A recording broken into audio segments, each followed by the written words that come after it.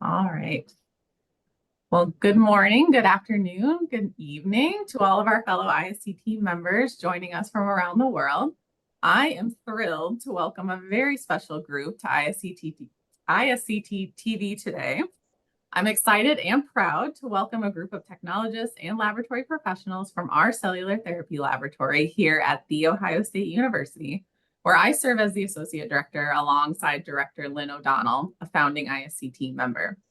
Both she and I are obviously deeply engaged in ISCT, so it has been wonderful to watch a new generation of technologists and cell therapy professionals become involved in ISCT and seek the opportunity to attend ISCT meetings.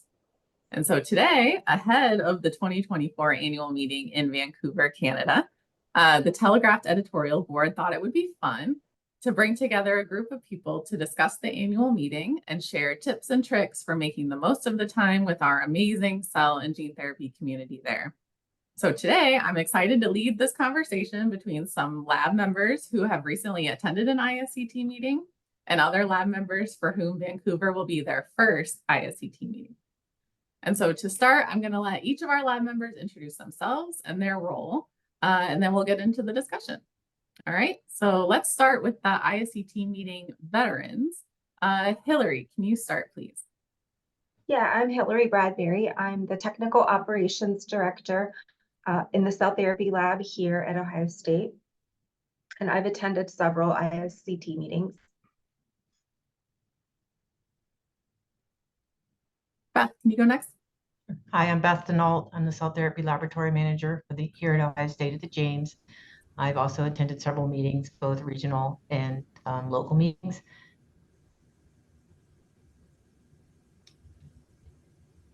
Krista, Natasha, you guys go. I'm Natasha Romanoff. I'm just a cell therapy tech at the Ohio State Cell Therapy Lab, and I attended my first ISCT meeting last summer in Houston. I'm Teresa Mead. Same as Natasha, I am a cell therapy tech, and I attended my first meeting in Houston last summer. My name's Nicole. I'm a cell therapy tech lead, and I attended my first ISCT conference last year in Paris. Great, thank you guys. Now we'll hear from some lab members who are going to ISCT for the first time. So Jessica, can you start us off? Hi, I'm Jessica. I'm the process development specialist for the OSU Cell Therapy Lab. I've attended different conferences, but this will be my first time attending an ISCT conference. Hi, everybody. My name is Evan Wilker. I'm the project manager here at the OSU James Cell Therapy Lab, and this will also be my first ISCT conference, as well as my first international conference. So very excited about the opportunity. Danielle, can you finish us off? Yes, my name is Danielle Ellsbury, and I'm a cell therapy technologist, and I work mainly in our QC lab. And I've attended other conferences, but this will be my first ISCT. Great. All right. Thank you all so much again for taking the time to ask questions and share your experiences here. The group had a lot of questions ahead of this meeting, so I think the best place to start is at the beginning. So when you're preparing for a conference, preparing to attend the meeting. So Evan, actually, can you start with your first question about attending? Sure, yeah. So yeah, as Ashley said, as you prepare for the conference, are there any resources or materials provided by ISCT that you have found particularly useful for preparing for the conference? And then to go along further on that, can you provide insights into any unique features of ISCT conferences that set them apart from other scientific conferences?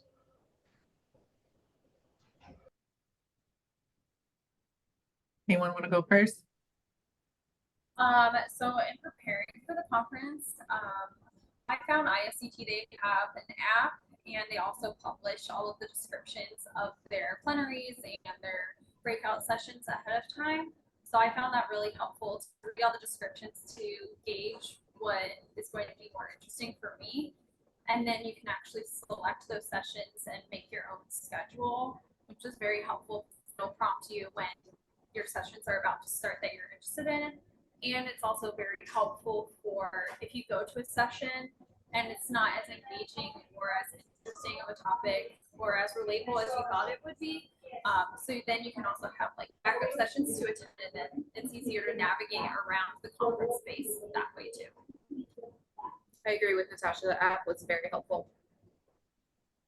Yeah, I agree. And I think it's nice how ISCT also sends out a lot of email reminders ahead of time, providing a lot of details about things that will be happening at the meeting, or some more information about some of the sessions. So it kind of prompts you to look for that. And I agree about the app. I think that is extremely helpful in being able to see what's happening like throughout the day. It provides a detailed schedule of what's happening at every time of the day, and you can kind of figure out what you're going to be doing in each time slot.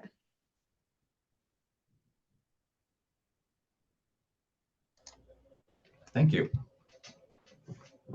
All right. Yeah, that's a great way to get started. So yes, we would highly encourage everyone to download the app, get in there and start building your own schedule and finding the sessions like, Tristan and Natasha mentioned that are, most appealing to you. And I actually wanted to follow up on something Natasha said, which is if you are in a session and you're not feeling it, it's not what you thought, you're not getting a lot out of it, don't be afraid to leave. Like no one is going to be offended. Someone else from ISCT told me that once, and I just always thought that was such a good tip. Like, you're here to learn. We want you to get as much out of the meeting as possible. So don't be afraid to kind of duck in and out of sessions. So great. Let's move on to our next question from Jessica. Yeah, so can you guys provide any insights into the format of the sessions? Are there different ones like roundtables, plenary, posters, and were there specific ones that you found to be the most informative or engaging? I can start with this one. So in my previous experience, I've always enjoyed the roundtables.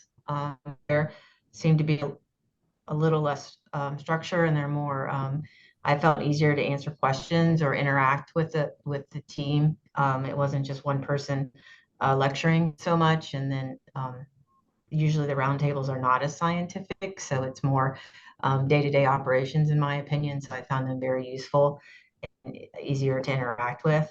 And then I also like the poster presentations. It gives you a lot of time to go around and look at things and things that really interest you.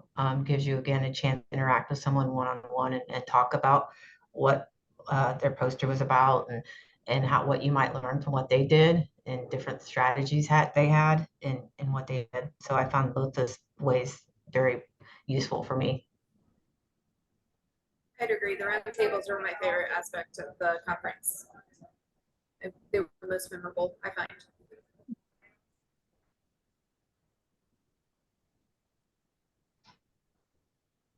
Awesome. Great. Thank you.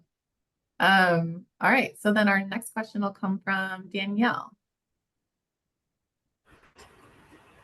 Yes, it's a two-part question. First part, how do you typically prioritize which conference sessions to attend, considering there's a lot of topics and speakers? And then the second question is, what are some of the favorite sessions or events from previous conferences and why, which kind of has been answered. So maybe the prioritizing is a better question to get answered. So I prioritize the sessions based on how relatable it was to the work we're doing in our lab and stuff that we've heard that's coming down the pipeline for us. So it could be utilizing a cell type that we already do for autologous patients, but then how can we use that in allogeneic patients, or how are we going to use that technology to target a different disease group? So then those ones, like, they're pushing it further than what we kind of want to do. But I could still easily understand the scope of the talk, which is helpful. And then I also enjoyed the conversations about like day-to-day logistics of the lab, like how do other facilities, especially if there's varying sizes, there's really big facilities and then some that are smaller. how do they handle their day-to-day operations? And then since our field is exploding right now, how do you handle the influx of work and people and increasing size and all those? Like, how do you handle that? Like, those were very helpful. I agree with that. And I really like to look for the things that are maybe outside of the scope of what we're doing here to maybe learn about something new. I find that to be really interesting. And so you can kind of, pick and choose, but you can find things that you maybe have not even heard of and go sit and listen to that and hear about something that, might pique your interest.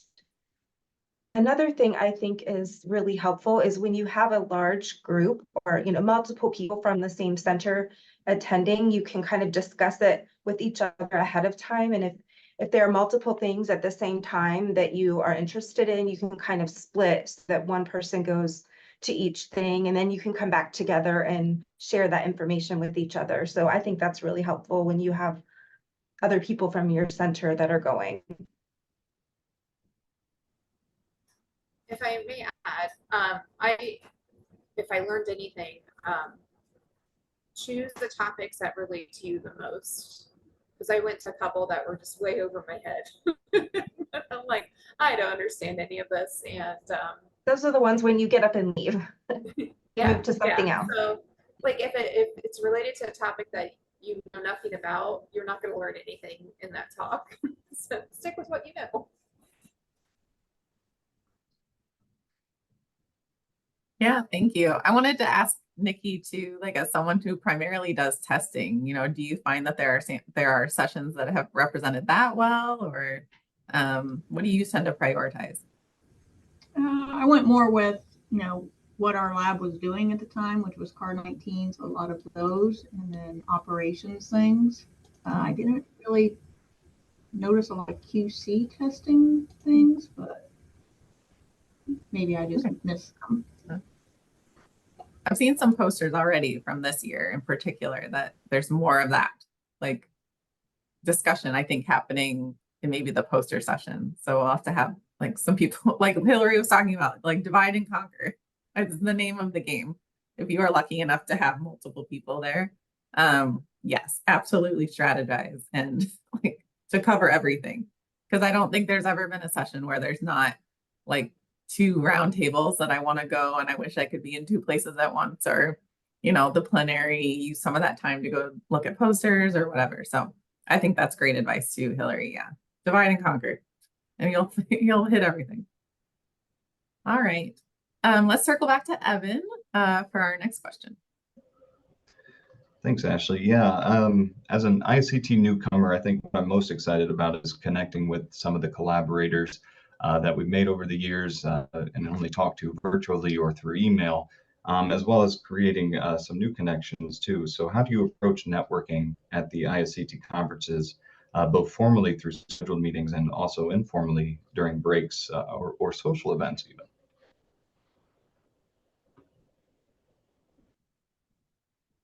I kind of like the social event part of it in the beginning. The first event there is, I think, very important.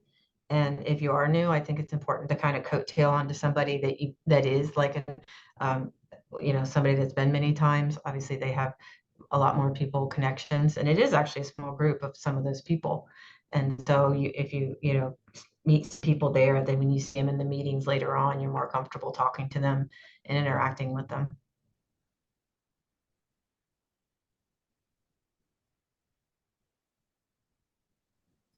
I felt like the poster sessions were the most helpful for networking because you can kind of take more of your time and go through and look at the posters and then more organically engage with people about what they're doing, how it relates to what you do, and then it kind of snowballs into talking about what your facility is like versus their facility and the work that they do. And so you can ask them more pointed and more open-ended questions, and then you can I use LinkedIn, so I use that to follow up with some of my connections that I made. So that was very helpful. Or you can even take a picture of their poster and then just, contact them later about that.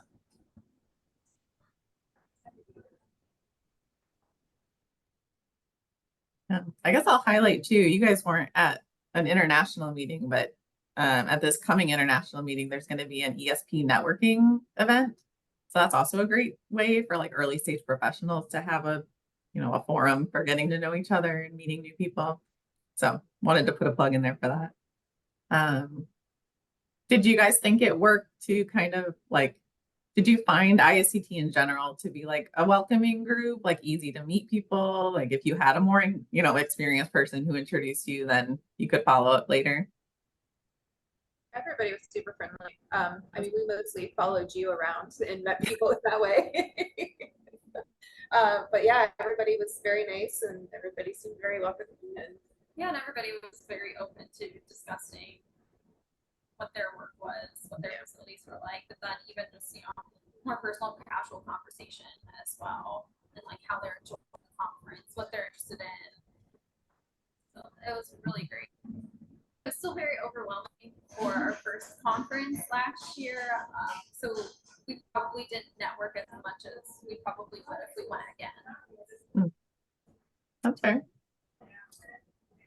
Like Hillary or Beth or Nicole, do you find like you go back to people, you know some people year after year and you kind of reconnect with them? Yeah, we've especially going with, meetings with Lynn as our director, and she knows a lot of people, and then each time you go back to the meeting, you see those people again. So that's always, nice to keep those connections with people. Great. All right. Let's go to Jessica for her next question. We touched a little bit on it, I think, but how do you guys recommend following up with the contacts made during the conference so that we can maintain the relationships or explore potential collaborations? I know one suggestion I think Trista said was take a picture of their poster and contact them later. If you guys have done something like that previously, are you able to share any success stories or examples of these types of contacts that have led to useful collaborations or connections? I think personally that I've had that experience of both of those, of taking pictures of posters and going back to that, referring back to that later. And then also just connections with people I've met at the meetings and making sure I have their email address. And then I've reached out to them with questions and, sort of kept communications from there. So that's been really helpful for me. And I've definitely been able to utilize that. Like I already said, I utilized LinkedIn, but also for like the vendor hall. If you want to discuss with vendors, their business cards are great. We had some of those connections as well, communications back and forth. If there's any products or services that you're interested in, or you're interested in potentially discussing of onboarding, that might be helpful in your lab. Yeah, I think they do a thing now where when you visit the vendor booths, they'll scan your badge and then follow up with you later. So if there's something that you're interested in the expo, you can, talk to those vendors and make sure they scan your badge. And then that way, you can get more information later about whatever it is there, that you were interested in their booth.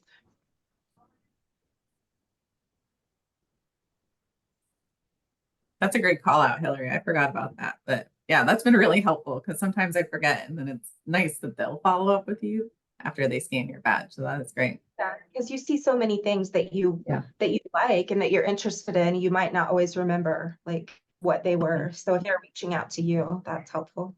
Mm-hmm. Great. Well, then let's go to our, last question from Danielle. Yes, what are some common mistakes or pitfalls to avoid for first-time attendees? I'll go ahead and start with that. Overall, it was a very exhausting trip. And Natasha and I were talking about it earlier. You're just, you're mentally on the whole time. You're trying to fit in all these things. I guess the biggest tip, I I could give is you don't have to attend every single meeting or like every single session. If you're feeling a little tired, it's okay to maybe skip out on one, to take a break, decompress, and then that way you are able to socialize later on in the day, especially at the poster sessions. I definitely agree with that. Going to ISCT for the first time was a really great experience, and I learned a lot and I really enjoyed it. But it is an early start, it's a long day, and you're trying to be mentally engaged all day, trying to absorb all that information. So it was okay for us to take a break, and especially since we were in a new area, it's okay to kind of explore a little bit. But we still tried to make it to as many sessions as we could. But having that middle of the day break was really helpful to get us like re-energized to finish out the day and then be able to attend the social poster sessions and anything else we wanted to do later.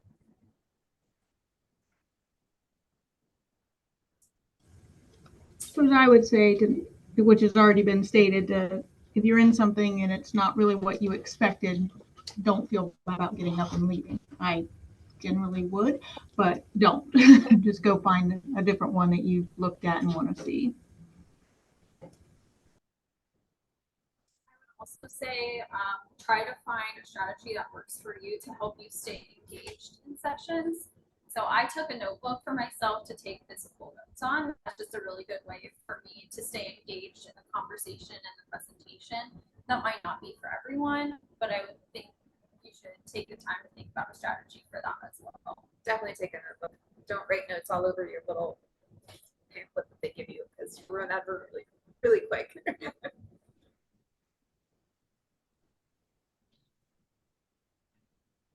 Great. No, that's a good tip. I do the same thing. I'm like usually furiously scribbling notes because everyone's saying something so valuable, but it also is nice when like maybe you're lagging a little bit, trying to stay engaged when it's like the middle of the afternoon and you've had a long day. That notebook really helps. Yeah. All right. Well, this has been awesome. You guys have shared so many valuable tips with everyone. I really appreciate you taking the time. So I think I just wanted to put a final call out. If you have any general advice, words of wisdom for, specifically first-time attendees, to just ensure that it's, not only a productive conference, but an enjoyable one for them. And they come away wanting to go back, again and again. What would you say? I would say, having been to a meeting in Vancouver before, make sure you get out and do some exploring in the area. It's a really beautiful location. And, while you're getting a lot of valuable information at the meeting, get out and see the beautiful city as well. Definitely.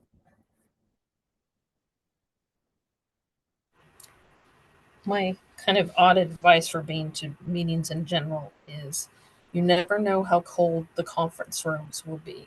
So layer up and bring a jacket. That's a good tip. Yeah. Dress and layers. Beth or Nikki, anything to add to that? Well, I agree with the layer up because it is generally cold. But, I'm good. I think they have it all. Thank you. Awesome. No, that's great. See, that's the type of advice. You could either learn it the hard way or you heard it here first. Bring a sweater and you'll end up a lot happier throughout the day. So, no, this was great. Thank you all so much again for taking the time to record with me today and share your insights with the broader ISCT community. I hope any first-time attendees heard some useful tips and insights into how to make the most of the annual meeting, and maybe return attendees as well. And so we encourage you to share any tips of your own, like bring a sweater with the global community. We're at ISCT Global on social media. And so from all of us here in Ohio, take care and we'll see you in Vancouver. Thanks, guys.